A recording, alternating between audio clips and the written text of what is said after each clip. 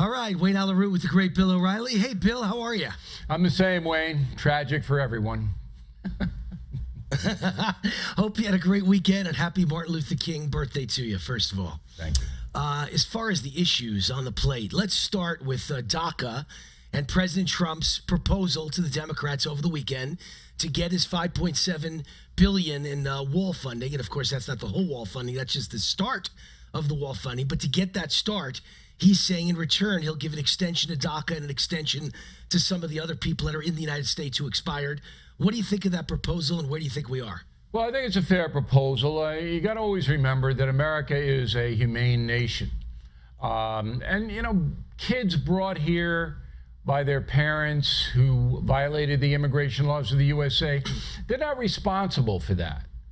And so they're raised here. They're Americans in the sense that they have our lifestyle, have been educated in our schools. So to punish them, I think most Americans would say, look, if we could find a way to give these people a break, we should. So if you link it to national security, which is what the border fence is, it seems to me to be a logical compromise. I don't know what the hysteria is on either the left or the right on this.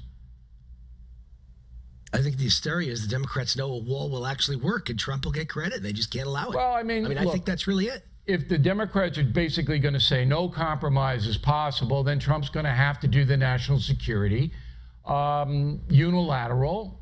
I'm going to declare an emergency and fund it by decree.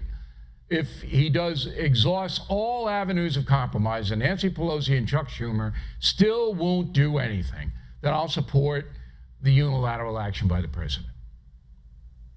All right, there we go. Let's talk about Buzzfeed. I call the Buzz fraud now. And so here they came out with this story a couple days ago. Trump is as good as impeached. He's done. He gave orders to Michael Cohen to lie in front of Congress. Even Mueller came out within hours and said, as in the famous Robert Mueller of the Mueller investigation, and said it's not true. And yet BuzzFeed is sticking with the story.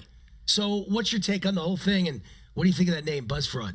Well, number one, I don't care about BuzzFeed. I've never been to BuzzFeed. I have no interest in BuzzFeed.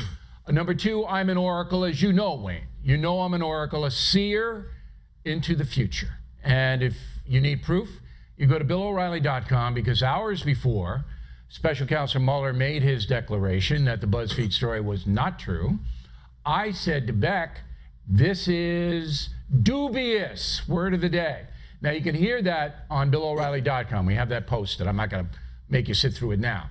But the reason I knew it was dubious was because BuzzFeed is in business to create salacious activity. They're the ones that broke the dossier. It turned out to be phony.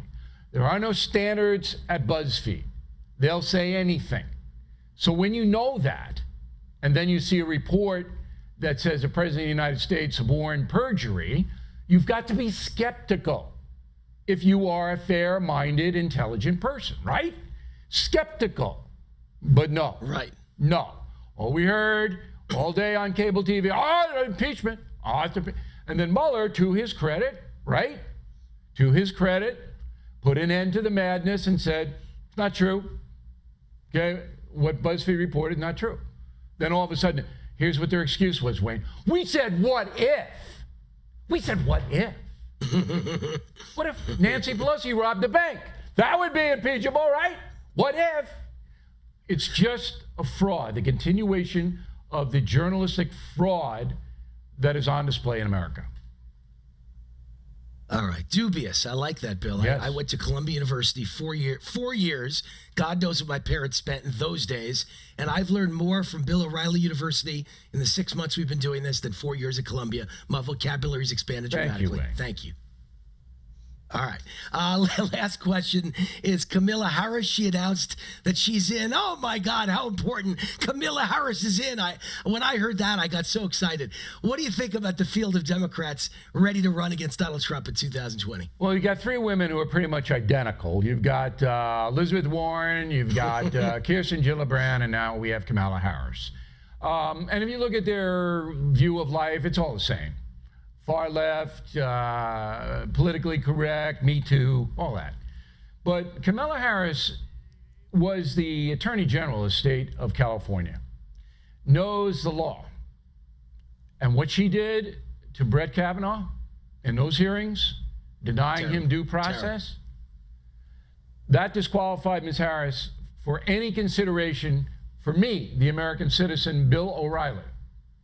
I saw a former Attorney General and District Attorney of San Francisco deny an American citizen due process, condemn and convict him without any proof whatsoever in front of the nation in those Senate hearings. Sorry, you don't come back from that. So that's my encapsulation of Miss Harris, Senator Harris.